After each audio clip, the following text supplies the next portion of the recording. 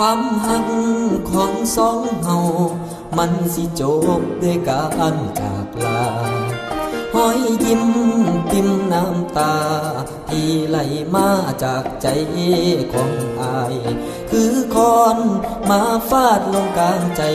และสลายความหักสองเฮาฟ้ามืดครึ้มมาเลยถือเท่าคือหักสองเฮาจากไกลเอาต้องลงเย็นพัดมาหนาวหัวใจเจ้าจากไปเหลือไว้แต่ความเหงาโอ้ยยังหาเจ้ายังคิดหอดความเก่าความหลังถึงสองเฮาสิอยู่ไกลกันแต่ใจอ้ายบ่เคยห่างไกลยังหักคือเก่าคำว่าเฮาบ่เคยเลือนหายเจ้ายังอยู่ในใจอ้ายคิดฮอดหลายฮักเจ้าคือเก่าเด้อคำลาความหักของสองเฮามันสิจบด้วยการจากลาห้อยยิ้มพิมพ์น้ำตาที่ไหลมาจากใจของอายคือคอนมาฟาดลงกลางใจแหลกสลายความหักสองฟ้ามืดเกิมมาเลยถือเท่าคือหักสองเฮาจากไกลเขาต้องลงพัดมาให้หนาวหัวใจเจ้าจากไปเหลือไว้แต่ความเหงาโอ้ยยังหาเจ้ายังคิดหอดความเก่าความหลังถึงสองเฮา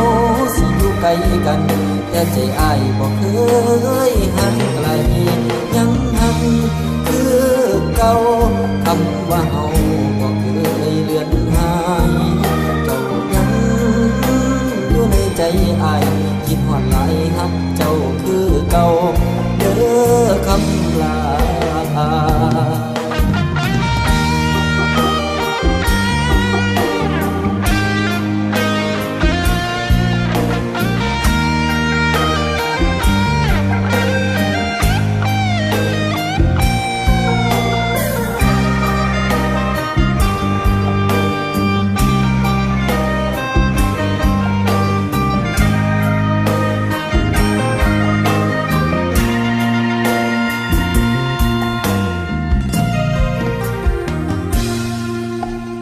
ยัง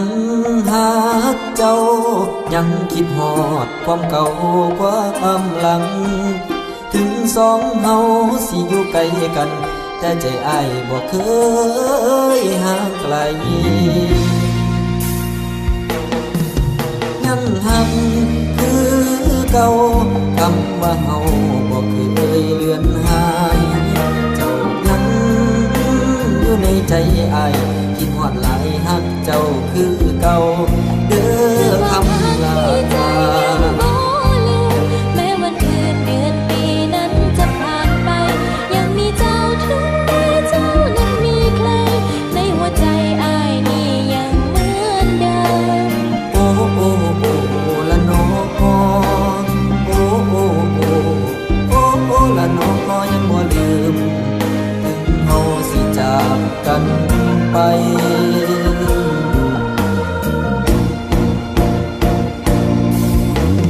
ยังหาเจ้ายังคิดหอดความเก่าความหลังถึงสองเฮาสิอยู่ไกลกันแต่ใจอ้ายบ่เค